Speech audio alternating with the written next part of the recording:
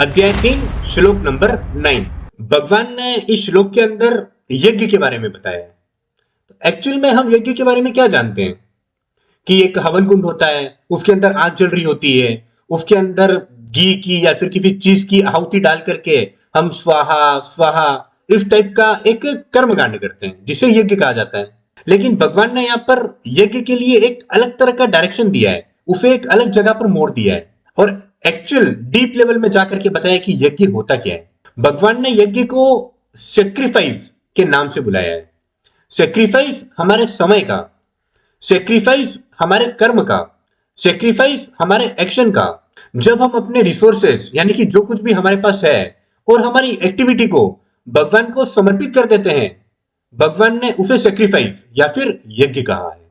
तो भगवान अर्जुन से कहते हैं कि अर्जुन, अगर तुम कोई भी कर्म करते हो और उसको भगवान को अर्पित नहीं करते हो तो वो जो काम होगा वो तुम्हारे सेल्फ मोटिव के लिए होगा, वो तुम्हारे खुद के लिए होगा, वो तुम्हारी खुद की सिक्योरिटी के लिए होगा, तुम्हारे खुद के मजे के लिए होगा। और जब भी आप किसी काम को सेल्फ मोटिव के लिए करते हो तो उस एक्शन का हमेशा रिएक्शन आपको मिलेगा। जैसे कि जब आप रोड पे चलते हो तो बहुत सारे छोटे छोटे जीव आपके पैरों के नीचे आकर के मारे जाते हैं।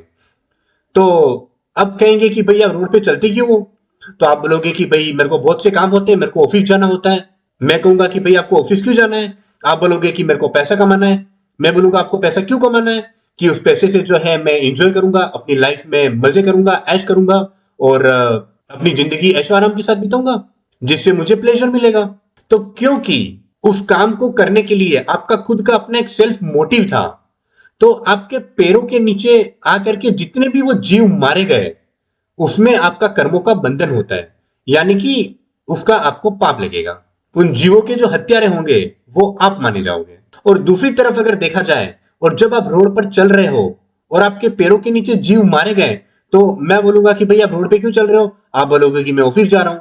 मैं बोलूंगा भाई ऑफिस क्यों जा रहे हो? आप बोलो के लिए मैं काम के लिए जा रहा हूं, वहां पर मुझे पैसा मिलेगा जिससे मैं अपने घर परिवार का जो है जीवन यापन कर सकूंगा और वो जीवन यापन करने के बाद हम भगवान की भक्ति कर पाएंगे। क्योंकि अगर हम हमारी बेसिक नीड्स पूरी करेंगे तभी तो हम स्वस्थ और सुरक्षित रहेंगे, और अगर हम स्वस्थ और सुरक्षित रहेंगे तभी तो हम भगवान के साथ कनेक्ट हो पाएंगे। और उसके लिए मुझे ये पैसा कमाना पड़ेगा जिससे मैं अपना और अपने घर परिवार का गुजारा चला सकूं, जिससे कि मैं अपनी बेसिक नीड पूरी करके भगवान के साथ कनेक्ट हो सकूं। तो अगर आपके अंदर इस तरह का इंटेंशन होता है, यानी कि आप सेल्फ मोटिव के लिए अपने लिए काम नहीं करते हो, तो उस काम का जो भी एक्शन था उसका रिएक्शन आपको नहीं मिलेगा, क्योंकि वो काम आपने सेल्फ मोटिव के लिए नहीं बल्कि भगवान के लिए किया था, आपने भगवान को अर्पित किया है। तो अगर आप देखो तो इसी तरह का जो रूल है वो हमारी कंट्री में भी फॉलो किया जाता है। मान लो कि अगर कोई किसी की हत्या कर देता है तो ऑब्वियसली उसको सजा होगी क्योंकि उसने एक क्राइम किया है।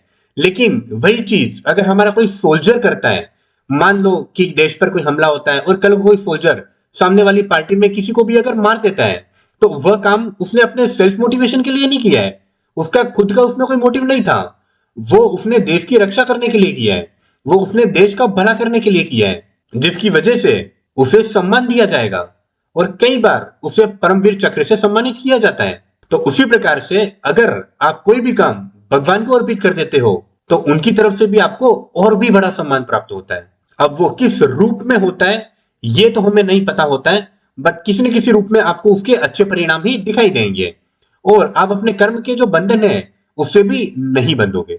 तो इस टाइप का जो सेक्रीफाइस होता है, अपने देश के लिए हो, अपने परिवार के लिए हो, अपनी मिट्टी के लिए हो, भगवान के लिए हो, तो इसे भगवान ने यज्ञ कहा है। तो जब भी आप कोई काम करते हो तो आप ऐसे सोचिए कि यह जो काम है वो मेरे मजे के लिए नहीं है, मेरे प्लेजर के लिए नहीं है, ये भगवान के लिए है, ये भगवान के मजे के लिए है। और जो भी मैं ये काम कर रहा हूं उसका जो क्रेडिट है वो खुद को नहीं देना है, वो क्रेडिट भगवान को देना है। क्योंकि सृष्टि में जो कुछ भी हो रहा है वो सब उनके होने से होता है, उनके चाहने से होता है, उनके हिसाब से होता है। तो किसी भी काम के जो करता हो वो आप नहीं हो और ना ही खुद को मानना है, उसका जो करता है वो ईश्वर है।